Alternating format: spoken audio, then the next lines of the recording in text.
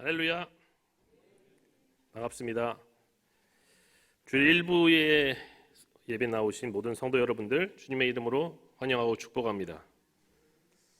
제가 이 본당에서 1부 예배를 드린 게 정말 오랜만이에요. 왜냐하면은 제가 항상 미디어실에서 1부 때 자막 봉사를 하고 있거든요. 그래서 아마 왜 저 목사님은 주일 1부 예배 안 나오지 뭐 이렇게 생각하시는 분들 있을 텐데, 주 위에서 오늘은 성광호 목사님이 저를 대신해서 자막 봉사를 하고 계십니다. 또 배재욱 전사님이 카메라를 또 해주시고 계세요. 그래서 벌써 이게 오래됐네요. 그렇게 된 게. 여러분들께서 혹시 주변에 아니면은 본인들께서 이런 자원하는 마음이 생긴다면 미디어 봉사를 좀 해주셨으면 좋겠다 이런 생각을 해봅니다. 지금 담임 목사님과 사모님께서 미국 선교송에 참석 중이신데요. 먼저 이제 미국 동부 쪽에 버지니아에 있는 어디죠? 그 교회 이름이 리치몬드 제일 좋은 교회를 먼저 가셨고요. 지금은 포틀랜드 중앙교회 지금 성에 지금 참석하고 계십니다. 이제 이번 주 목요일 날 오후 3시에 한국에 도착하게 되실 텐데요. 이 시간에 잠깐 우리 담임 목사님을 위해서 기도하기 원합니다. 성령의 기름을 부어주셔서 성령이 충만한 성회를 인도하게 해달라고, 또 은혜와 치유가 있는 성회 되게 해달라고, 오는 길을 하나님께서 지켜달라고 주의 이름 한번 부르짖고 기도하겠습니다. 주여! 거룩하신 하나님 아버지, 지난 35년간 김명현 담임 목사님과 사모님에게 부어주신 놀라운 은혜를 감사를 드립니다. 하나님, 이번 미국 선교 성회를 통하여서 하나님 목사님과 사모님 개인적으로는 어떤 치유가 되고 힐링이 되는 그런 선교 성회가 되게 하시고, 미국에 있는 많은 성도들 가운데 갈급함 가운데 있었던 그들 가운데 성령의 기름과 성령의 생수를 부어주는 그런 성회 될 수 있도록 역사해 주시옵소서. 김명현 담임 목사님 가운데 하나님 충만한 성령의 은혜로 성회를 인도하게 하여 주시고, 은혜와 치유가 있는 그런 성회 될 수 있도록 주여 역사하여 주시옵소서. 하나님, 이제 목요일날 한국에 도착하는데 하나님께서 오는 길도 지켜주셔서 하나님 편하게 무사히 잘 도착할 수 있도록 주여 어루만져 주시옵소서. 감사드리며 예수님의 이름으로 기도합니다. 아멘. 할렐루야. 네, 저는 오늘 읽은 사도행전 16장의 본문을 토대로 온 가족이 구원받는 비밀, 온 가족이 구원받는 비밀이라는 제목으로 말씀을 전하도록 하겠습니다. 오늘 가족들이 나오신 분들도 계신데요. 온 가족이 구원받는 비밀. 서론적으로요, 하나님은 큰 그림을 그리시는 분이십니다. 빅픽처, 큰 그림을 그리시는 분이에요. 그런데 이 큰 그림을 그리다 보면요, 이 큰 그림을 보고 있는 다른 사람의, 그리는 사람 말고 다른 사람의 눈에는 그 그림이 도대체 무엇을 그리고 있는 것인지 처음에는 알아보기가 어려워요. 그리고요, 이 큰 그림을 그리다 보면은 상대적으로 시간도 굉장히 오래 걸립니다. 그러다 보니까 이것을 지켜보고 있는 사람들의 마음속에서 여러 가지 불평과 불만도 나올 수가 있겠죠. 왜 이렇게 오래 걸리는 거야? 이 그림이 도대체 뭐야? 아유, 답답해. 이러는 것입니다. 여러분, 기도를 했는데 당장 기도 응답이 안 내려와요. 한국 사람 빨리빨리 문화 있잖아요. 견디기가 힘듭니다. 견디기가. 우리는 매우 견디기 힘들어하는 그런 사람들이에요. 그러나 사랑 자체이신, 스스로 그 사랑 자체이신 하나님은요, 우리가 다 알 수 없는 좋은 계획을 가지고 계신 분이십니다. 할렐루야. 하나님은 좋은 계획을 가지고 계신 분이에요. 사랑하는 여러분, 만약에 어느 누군가가 여러분들께 당신이 믿는 하나님은 어떤 분이십니까? 당신은 어떤 하나님을 믿으십니까? 이렇게 물어본다면 여러분들께서는 어떻게 대답을 해주시겠습니까?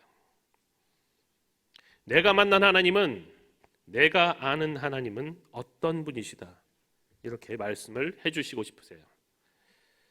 아마도요, 각자가 그동안 살아오면서 또 각자가 신앙생활을 해오면서 느꼈었던 하나님의 모습대로 그렇게 이야기를 해주실 거예요.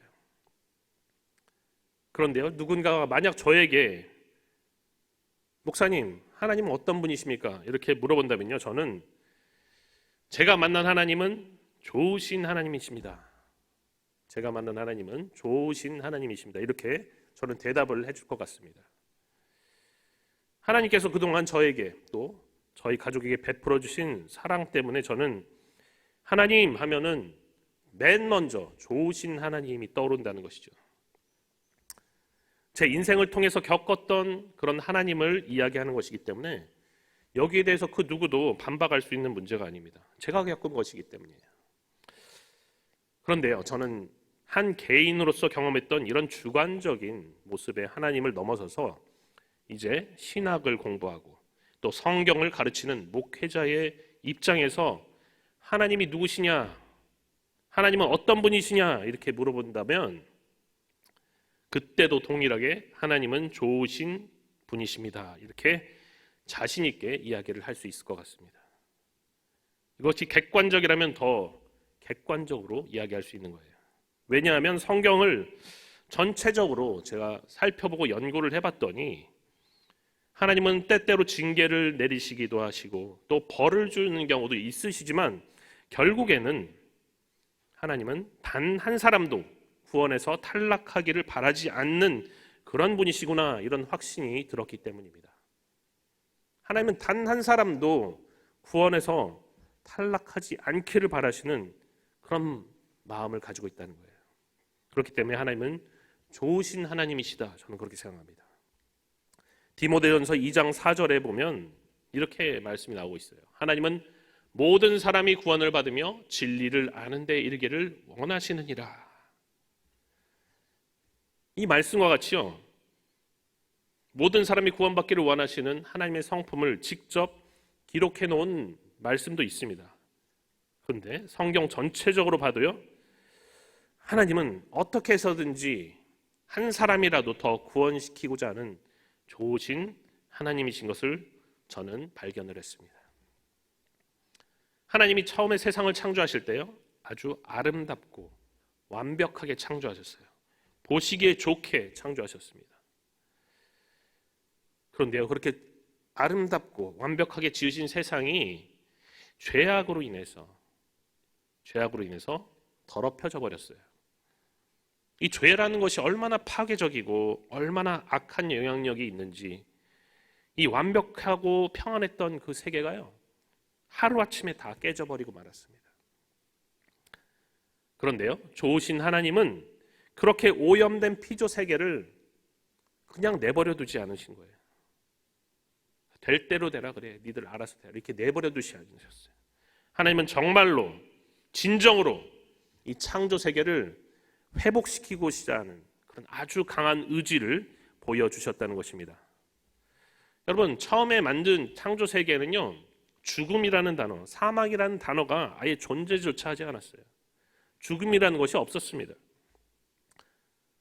에덴 동산에는요, 생명과 즐거움과 기쁨과 평화가 가득한 그런 곳이었습니다. 하지만 아담과 하와가 하나님의 명령에 불순종함으로써 이 죄를 짓고 나서는요, 이 죄의 저주로 인해서 이 세상에 사망, 곧 죽음이 찾아오게 되는 거예요.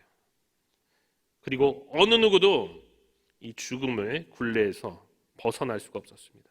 이 죽음을 정복을 할 수가 없었어요. 인간과 창조 세계의 모든 피조물에게는요, 더 이상 희망이라는 것이 없었습니다. 매일매일 살아가는 것은요, 결국 죽기 위한 하루하루일 뿐이었어요. 결국 죽기 위한 하루하루일 뿐. 하지만 앞에서 제가 하나님은 큰 그림을 그리시는 분이라고 했잖아요. 큰 그림을. 하나님은 이 세상의 회복 프로젝트를 가동하시면서 인류 최대의 난제인 이 죄의 문제를 해결하고자 하셨습니다. 왜냐하면 이 죄의 문제가 해결되어야지만 인류가 죽음에서 건져질 수가 있고요, 구원을 받을 수 있기 때문이에요. 원래의 목적으로 되돌아갈 수 있기 때문이에요. 그래서 하나님은 누구를 선택하십니까? 바로 아브라함을 이 회복 프로젝트의 시작점으로 삼으셨어요. 하나님은 아무것도 내세울 것이 없었던 아브라함을 일단 부르셨습니다. 아브라함아, 아브라함아, 너는 네가 있는 너의 본토 친척 아비집을 떠나서 내가 내게 지시할 땅으로 가라. 아브라함에게 전혀 알지도 못하는 미지의 땅으로 가라고 하신 거예요.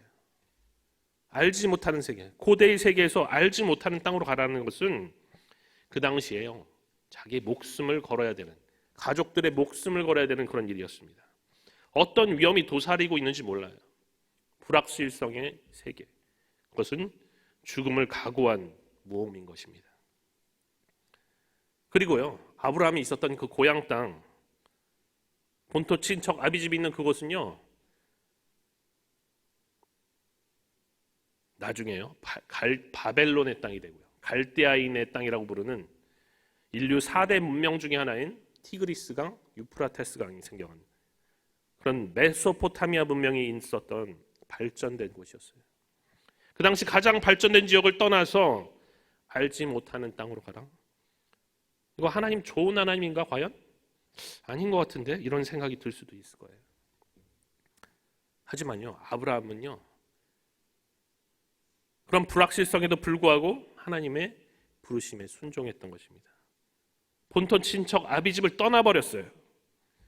그래서 하나님은 그의 믿음을 의롭다 하고 여겨주시면서 아브라함과 언약을 맺어주셨어요. 언약. 그와 계약을 체결하신 거예요. 내가 나와 계약을 맺자. 내가 이 약속을 반드시 지킬 것이다. 구체적으로 하나님은 아브라함의 3가지를 약속하셨는데요, 그 중에서 3번째 약속이 무엇이냐? 복의 근원 약속입니다. 여러분. 아브라함아, 너로 인해서 모든 족속이 복을 받게 될 것이다. 아브라함이 너의 직접적 혈통적 후손인 이스라엘뿐만 아니라 모든 족속이, 이 땅의 모든 족속이 너로 인해서 복을 받게 될 것이다. 하나님이 이렇게 약속을 해주셨다는 것입니다. 그런데 이 3번째 약속의 성취가 언제 일어나느냐? 이 약속이 언제 이루어지느냐? 바로 오늘 우리가 읽은 사도행전과 같은 신약 시대에 가서야 비로소 성취가 되었다는 것입니다. 몇 천 년 전에 약속했던 것이 신약 시대에 가서 이루어졌어요. 아브라함으로부터 이삭과 야곱과 다윗과 같은 신실한 가문을 통해서 하나님의 아들 예수 그리스도를 구원자 메시아로 이 땅에 보내주신 하나님은요, 큰 그림을 그리면서 그 아브라함과 맺은 언약을, 그 캐캐묵은 몇 천 년 된 언약을 신실하게 꺼내서 다 지켜내십니다. 아무 죄가 없으신 독생자 예수 그리스도로 하여금 인류의 모든 죄를 다 짊어지고 단번에 희생제물이 되게 하셔서 그렇게도 즐기고 즐겼던 죄의 악한 영향력, 죄의 질곡인 사망을 마침내 끊어내셨던 거예요. 죽음을 정복하셨던 거예요. 그리고 완전한 인간으로서 순종하신 예수님은요, 성령님에 의해서 부활하셨습니다. 성령님에 의해서 부활하셔서 이제 예수 그리스도를 믿는 모든 사람에게 영생, 영원한 생명을 가져다주는 부활의 첫 열매가 되셨다라고 성경은 우리에게 알려주고 있는 거예요. 갈라디아서 3장 14절은 이 아브라함에게 약속하신 3번째 언약이 실제로 어떻게 성취되었는지 우리에게 증언을 해주고 있습니다. 다 같이 읽어보도록 하겠습니다. 시작. 이는 그리스도 예수 안에서 아브라함의 복이 이방인에게 미치게 하고 또 우리로 하여금 믿음으로 말미암아 성령의 약속을 받게 하려 함이라. 아멘. 하나님은요, 하나님의 아들이신 예수 그리스도가 십자가에 못 박히도록 그대로 내버려 두셨어요. 여러분, 구약의 율법인 신명기 21장에는요 이런 말씀이 있습니다. 나무에 달린 자마다 저주받은 자다. 나무에 달린 자마다 저주받은 자다라는 거예요. 하나님은요, 자신의 아들인 예수님이 십자가에 달려서, 나무에 달려서 그 저주를 받도록 그냥 내버려 두셨다는 거예요. 잔인하지 않습니까, 여러분? 어떻게 자기 아들을 저주를 받게 내버려 둡니까? 그런데 하나님이 그렇게 하셨던 이유가 있어요. 아들을 저주받게 하신 이유가 있어요. 이 사랑하는 아들 예수님이 저주받으심을 통해서 인류와 세상에 침투해 들어온 죄와 사망의 저주를 끊어내기 위함이셨다라는 것입니다. 영원히 해결할 수 없을 것 같았던 그 죄의 저주를 하나님은 자기 아들을 죄 있는 육신의 모양으로 보내셔서 그 육신의 죄를 정하심으로 마침내 죄의 저주인 사망을 끊어내 버리셨다는 것입니다. 여러분, 근데 여기서 우리가 생각해 볼 것이 있어요. 아버지와 아들과 성령님은 세 분입니까? 한 분이에요, 한 분. 아버지, 아들, 성령, 삼위일체 한 분 하나님이시라는 거예요. 이 말은요, 예수님이 고통을 느끼면 하나님도 똑같은 고통을 느끼신다는 거예요.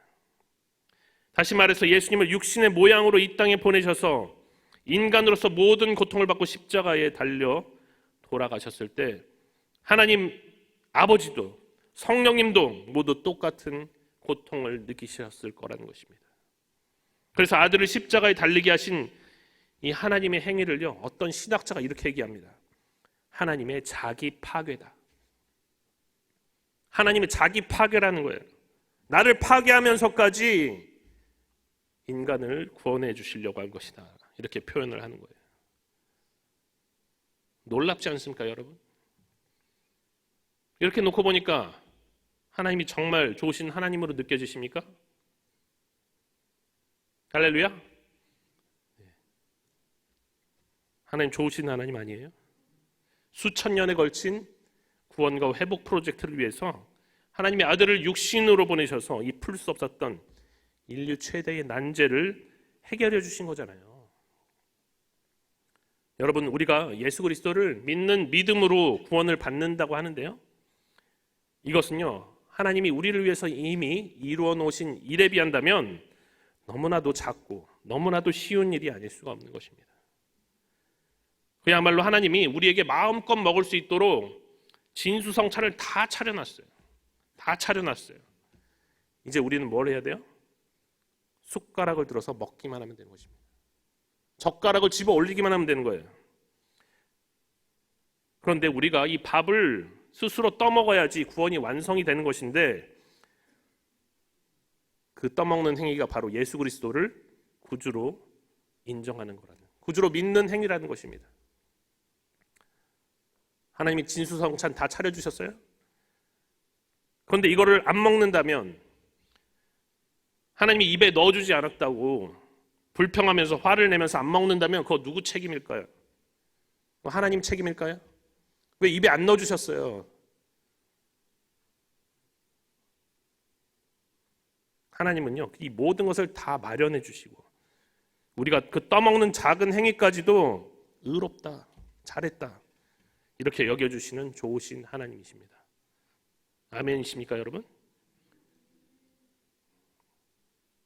좋으신 하나님의 초점은요, 바로 우리에게 그 포커스가 맞춰져 있는 거예요. 오늘 본문인 빌립보 교회에는요, 3명의 인물이 등장을 합니다. 하나님이 이 세 유형의 사람들을 모두 구원해 주셨어요. 정말 그 개인의 사정에 맞게 알맞게 그들을 찾아오심으로써 구원을 베풀어 주셨고요, 또 바울과 실라의 선교를 지원을 해주셨습니다. 첫 번째로요, 루디아에 대한 이야기예요. 루디아를 제가 뭐라고 표현했냐면 자원하는 참 일꾼을 보내주시는 하나님이다, 이렇게 표현을 했습니다. 자원하는 참 일꾼을 보내주시는 하나님.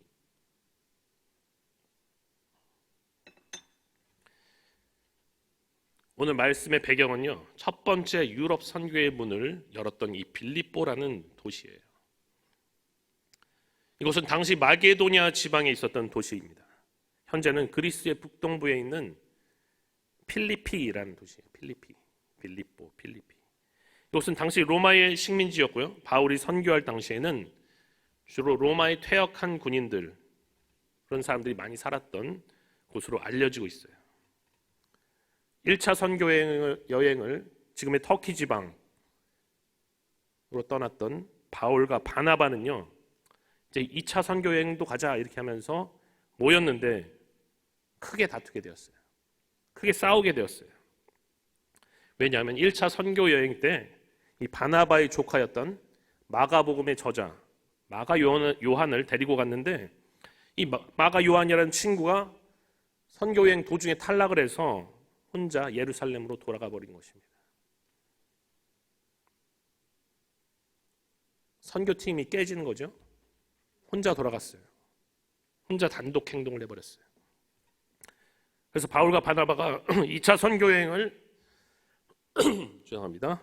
1차 때 자신들이 세웠던 교회와 어떤 도시를 방문하기로 하고 이게 준비를 하고 있는데 바나바는 자기의 조카잖아요. 그러니까 이 마가 요한을 다시 한번 데리고 가자. 야, 실수 한번 했지만 이거 다음 세대 세워야 될 거 아니야? 데리고 가자. 이렇게 주장을 했는데 바울은 원칙주의자예요. 지난번에 문제를 일으켰던 친구를 다시 데려가는 것은 다른 선교팀원들을 위해서도 되지 않는다. 이렇게 팽팽하게 의견 대립을 하다가 결국에는 크게 싸우고 갈라지게 되었습니다. 그래서 바나바는요, 그대로 마가 요한을 데리고 배를 타고 구브로, 지금의 키프로스 섬으로 떠났고요. 바울은 실라라는 사람을 데리고 수리아와 길리기아로 가게 되었어요. 우리가 언뜻 생각하기에는 아니 이거 하나님의 일인데 교회 지도자들이 이렇게 싸우고 다퉈도 되는 거야 이렇게 의아하게 생각할 수가 있습니다. 어떤 사람은 이 말씀을 보고 교회에서 싸워도 됩니다 이렇게 얘기를 하더라고요. 여러분 싸우지 마세요. 교회에서 특수한 경우예요. 그런데 결과적으로는요, 하나님은 이 다툼마저도 선하게 사용을 하셨습니다. 바나바가 감쌌던 이 마가 요한이 나중에 베드로 사도가 인정하는 인물이 되었고요. 마가복음의 저자가 되었어요. 사도 바울도 말년의 감옥에서 마가 요한을 나의 동역자다 이렇게 부르고요. 디모데에게 야, 너 여기 올 때 이 감옥에 방문할 때 마가 요한도 같이 데리고 와. 마가 요한도 같이 데리고 와라. 이렇게 할 정도로 큰 사역자가 되었어요. 하나님이 선하게 사용하셨습니다. 한편 바울은요, 실라라는 신실한 인물을 얻었고요. 또 같이 다니다가 더베라는 지역에서 바울이 나중에 아들이라고까지 부르는 디모데를 얻었어요. 디모데. 다툼은 좋은 것이 아니지만 이 다툼이 오히려 좋은 결과를 가져온 셈이 되었습니다.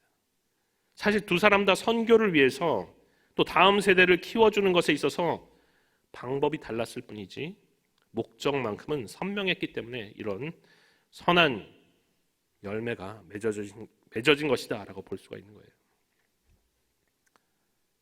바울 일행은요, 원래 빌립보나 유럽 쪽으로 갈 생각이 없었습니다.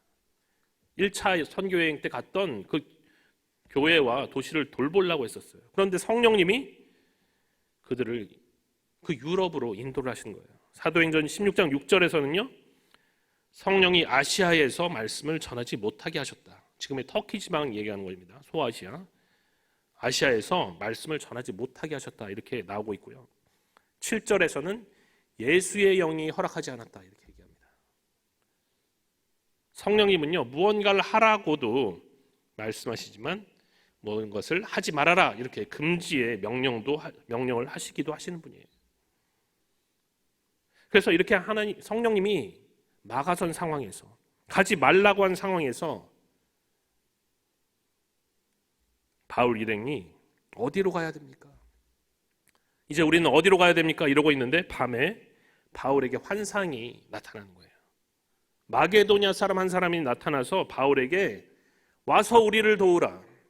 마게도냐로 건너와서 우리를 도우라. 이렇게 얘기를 하는 겁니다. 바울은요, 이 환상을 선교 팀원들과 나눴어요. 우리 10절을 다 함께 읽어보겠습니다. 시작. 바울이 그 환상을 보았을 때 우리가 곧 마게도냐로 떠나기를 힘쓰니 이는 하나님이 저 사람들에게 복음을 전하라고 우리를 부르신 줄로 인정함이로라. 결국 바울의 선교팀은요, 마게도냐 사람이 나온 환상에 대해서 서로 나누고 토론하고 분석했던 결과 이것은 하나님이 우리를 그곳으로 부르신 것이 확실하다, 이렇게 결론을 내리고 출발하게 되었던 거예요. 저는 이 부분을 유심히 봤거든요. 이 부분을 유심히 봤습니다. 바울이 혼자 환상을 받아서 야, 마게도냐로 가자, 그게 하나님의 뜻이다, 이렇게 말하지 않았어요. 그는요, 자기가 본 환상을 팀원들과 나눴습니다. 성경에 나와 있지는 않지만요, 아마도 기도를 통해서 또 회의를 통해서 중요한 결정을 했다는 거예요. 하나님의 음성과 하나님의 뜻을 분별할 때 하나님은 공동체를 통해서 그렇게 하도록 허락하신다는 것입니다. 혼자 단독으로 하게 하지 않아요.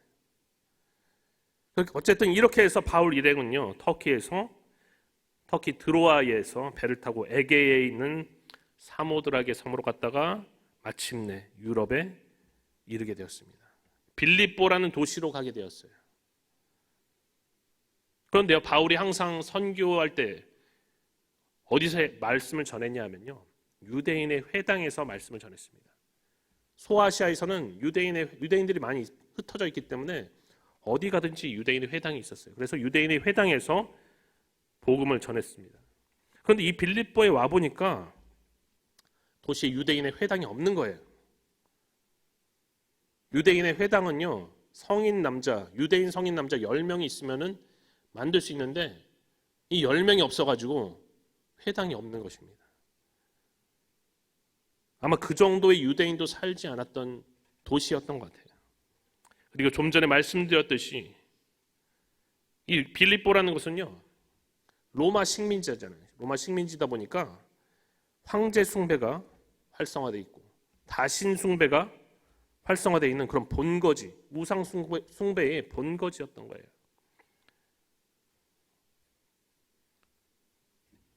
그러다 보니까 회당도 없지, 도대체 어디서 이 사람들이, 특히 유대교인들이 모이나 찾아보다 보니까 기도처를 찾다 보니까 안식일에 강가에 모여있는 여인들을 발견하게 된 거예요. 아, 안식일에 강가에서 모이는구나. 여러분, 회당이 없는 곳에서는요, 율법에 의하면 물이 있는 곳이 이 정결의식을 행하기에 편리하기 때문에 기도처로 선호가 되었다고 기록에 나와 있어요. 역사에 살펴봐더라도 이 로마는 강 주변에서 기도하거나 종교의식을 하는 것에 대해서 허락을 해주었다, 이런 기록이 있습니다. 어찌되었건 이 바울 일행이 강가에 나가서 이야기를 하는데 하나님은 그곳에서 한 여인을 만나게 해주셨어요. 그 이름이 루디아라고 합니다. 루디아. 터키에 있는 두아디라시에서 온 자색 옷감 장사였어요. 자주장사라고도 하는데 자색 옷감 장사. 바울의 선교팀이 강가에서 복음을 전했는데요, 성경에 보니까 하나님이 루디아의 마음을 열어서 바울의 말을 따르게 하신 것입니다. 유럽 선교를 이제 막 시작했는데 시작하자마자 유럽 첫 번째 개종자가 나온 거예요. 루디아가 유럽에서 첫 번째 그리스도인이 되었습니다. 루디아는 성경에 명백히 나와 있지는 않지만요, 아마도 유대인이 아닌 이방인이었을 거예요. 그런데 이방인 중에서요, 유대교 의식에 참여하는 사람들이 있었습니다. 유일하신 여호와 하나님을 믿는 경건한 이방인이었을 것입니다. 이런 의문을 가질 수 있겠죠. 아니, 원래 그러면 하나님을 믿는 사람이었는데 이게 왜 개종한 거죠? 그것은요, 바울과 선교 팀원들이 지금 어떤 복음을 전하고 있느냐? 예수 그리스도에 대한 복음을 전하고 있기 때문이에요. 하나님을 믿는다고 하지만 예수 그리스도를 믿는 것이 아니기 때문이에요. 유대교도 물론 이스라엘의 하나님, 유일하신 여호와 하나님을 믿는 종교이지만 예수 그리스도를 인정하지 않았기 때문에 지금 개종이라는 표현을 쓰는 것입니다.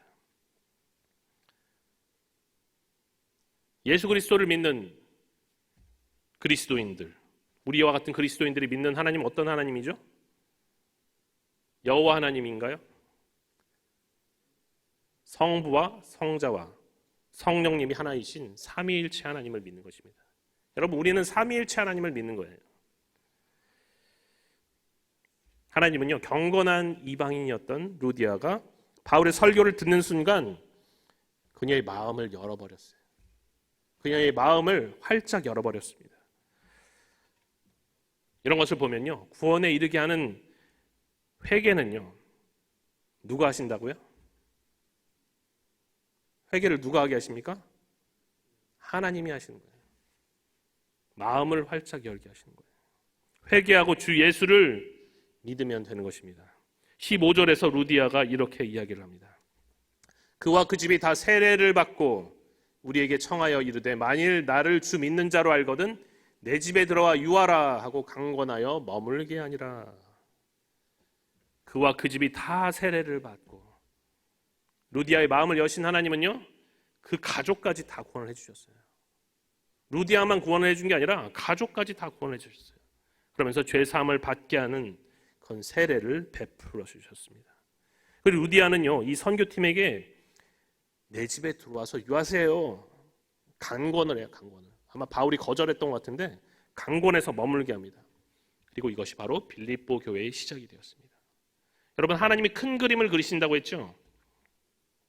아시아로 가지 못하도록 성령님이 막으신 데는요, 이 빌립보의 교회를 세우려는 하나님의 큰 그림이 있었습니다. 가자마자 자원하는 일꾼 루디아의 마음을 여시고 유럽의 첫 번째 개종자이자 빌립보 교회의 기둥으로 세워주셨던 거예요. 자, 이제 빌립보 도시의 구원의 두 번째 유형은요, 점치는 요정, 귀신에 사로잡힌 자를 해방시켜 주시는 하나님입니다. 사실 이 두 번째 유형과 세 번째 유형인 이 빌립보 감옥의 간수 이야기는요, 서로 연결이 되어 있는 이야기예요. 서로 연관이 되어 있는 이야기입니다. 바울 선교팀은요, 유럽 선교를 시작하자마자 이 루디아의 온 가족을 구원시키는 큰 성과를 거두었지만요, 그러나 이 빌립보라는 이 선교지는 좀 전에 말씀드렸듯이 로마 황제 숭배, 또 다신교를 믿는 우상 숭배의 본거지였기 때문에요, 영적 전쟁이 아주 치열하게 일어나는 장소였던 거예요.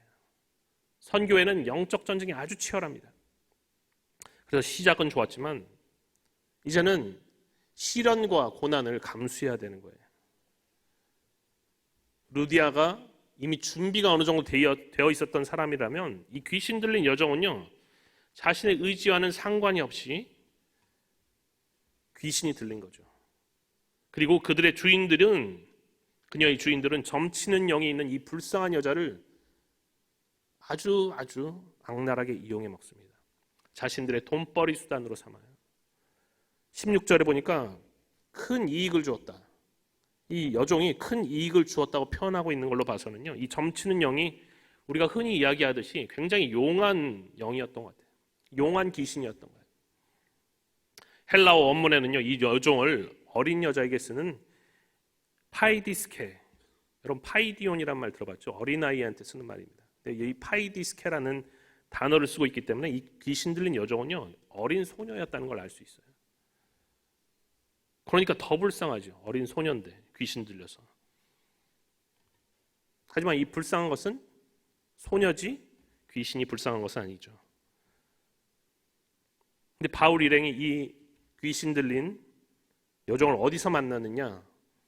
기도하러 가다가 만나요. 기도하러 가다가. 선교 행위 하면서 영적인 일을 하려고 하니까 기도하러 가다가 만났다, 이렇게 이야기합니다. 누가는 기록을 그렇게 하고 있어요. 그리고 기도하러 가던 중에 만난 이 귀신 들린 여종이요, 본격적으로 방해 공작을 시작합니다. 16장 17절을 한번 읽어보겠습니다. 시작. 그가 바울과 우리를 따라와 소리질러 이르되 이 사람들은 지극히 높은 하나님의 종으로서 구원의 길을 너희에게 전하는 자라 하며, 며칠 동안 계속 따라다니면서 소리를 질러대는데 내용을 보니까요, 맞는 말을 하는 것 같아요. 나빠 보이지가 않아요. 이 사람들은 지극히 높은 하나님의 종으로서 구원의 길을 너희에게 전하는 자라. 맞는 말이잖아요, 그죠?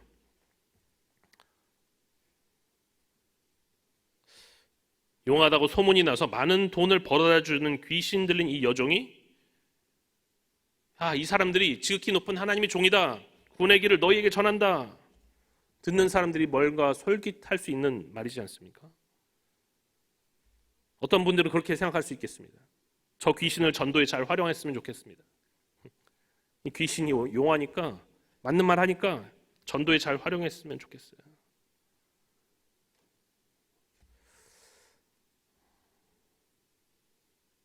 그런데 바울은요, 맞는 말을 한 것 같은 이 귀신의 말을 들으면서 괴로웠습니다. 말이 거슬렸어요. 부담을 많이 느꼈다는 거예요.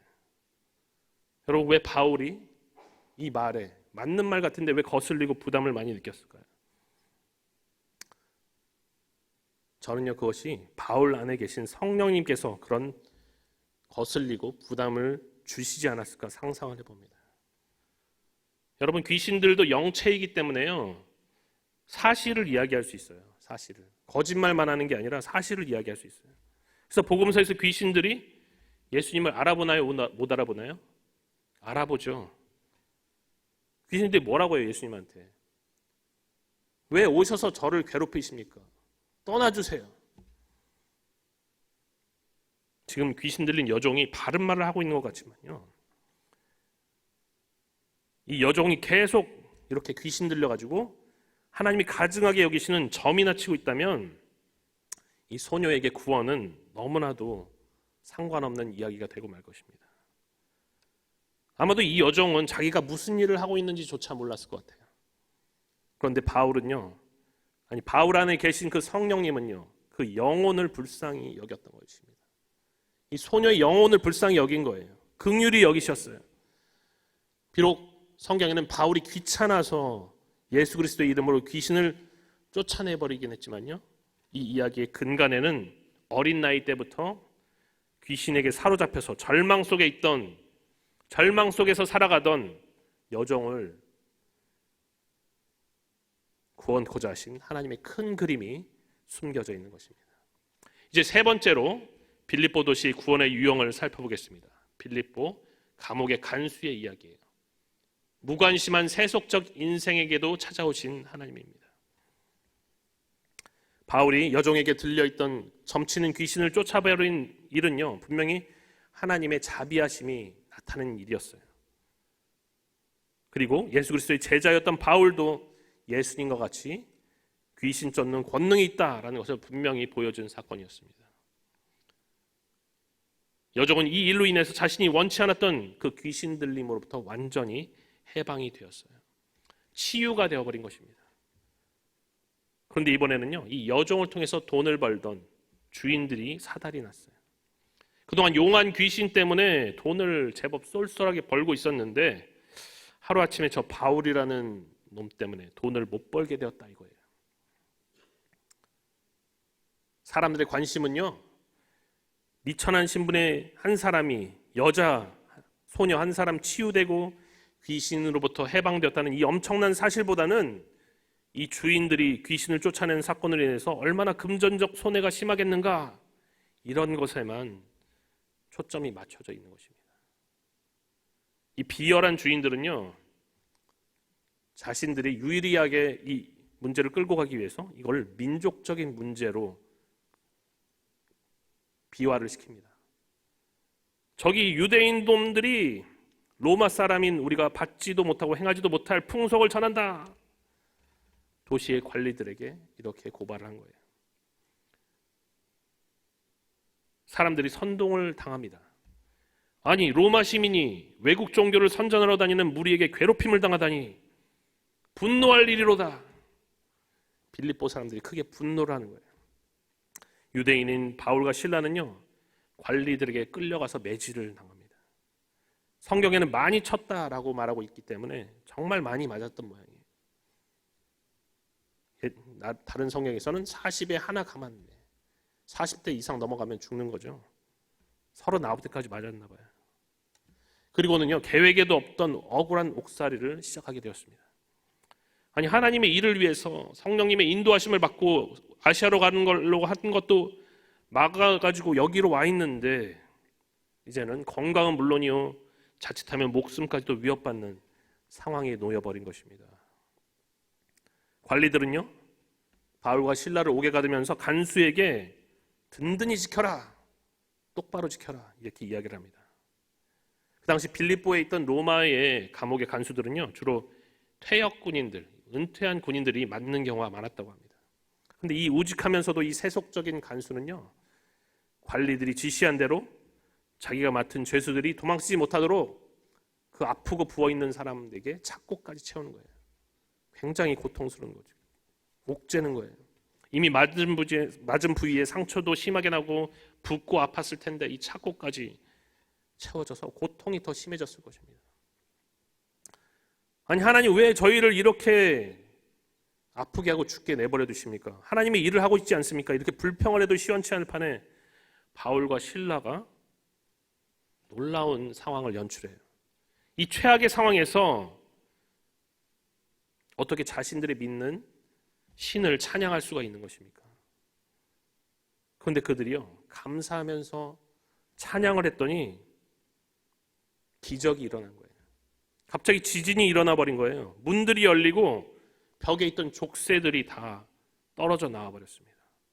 자다가 깬 간수가 상황을 살펴보니까 문도 열려 있고 족쇄도 풀려 있고, 아, 죄수들이 다 탈옥을 했겠구나, 지대 짐작을 했어요. 그리고 난 로마 군인이기 때문에 명예를 위해서 자결하고자 하노라, 칼을 목에다 댑니다. 여러분, 이 로마를 비롯해서 이 고대 세계에서는요, 수치와 명예의 문화가 있어요.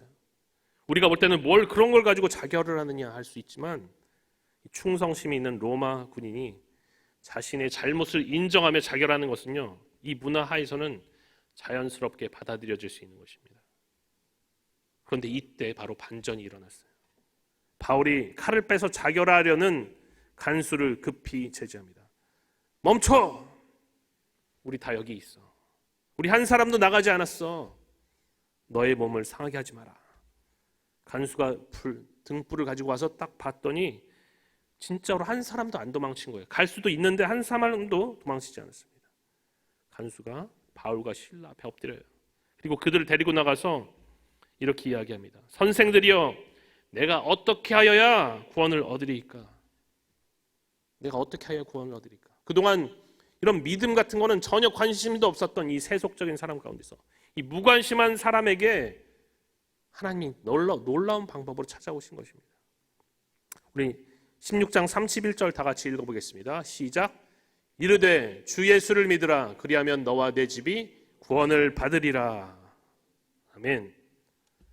간수는요, 즉시로 자신의 가족의 구성원들에게 이 복음을 전했다라고 성경은 이야기하고 있습니다.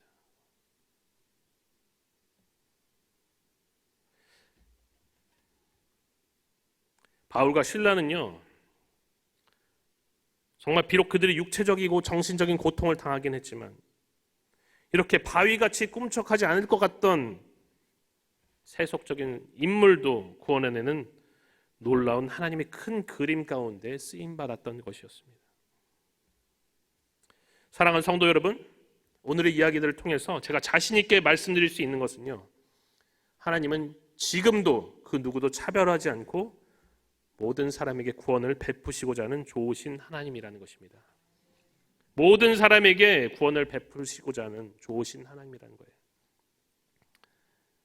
하나님께 선택받지 못했다고 여겨졌던 이방인들을 구원하시고자 사도 바울을 선택하신 하나님은 이제 아시아를 넘어서 유럽인 마게도니아 지방의 빌립보 선교를 통해서 상대적으로 남자에 비해서 인정받지 못하던 여자인 루디아와 그의 가정을 먼저 구원하셨고요, 귀신 들린 천한 어린 여종을 구원하셨고, 자기 일밖에 모르던 로마 군인 출신 간수와 그의 가족까지도 구원하셨습니다. 여러분, 하나님은요, 우리와 우리 가족도 귀하게 여기세요. 좋으신 하나님은요, 이제 우리 주변의 사람들을 구원하시기 위해서 바로 우리를 사용하실 것입니다. 할렐루야. 하나님의 큰 그림인 약속을 믿고 구원의 복음을 우리 주변에 전하는 저와 여러분들이 되시기를 주님의 이름으로 축원합니다.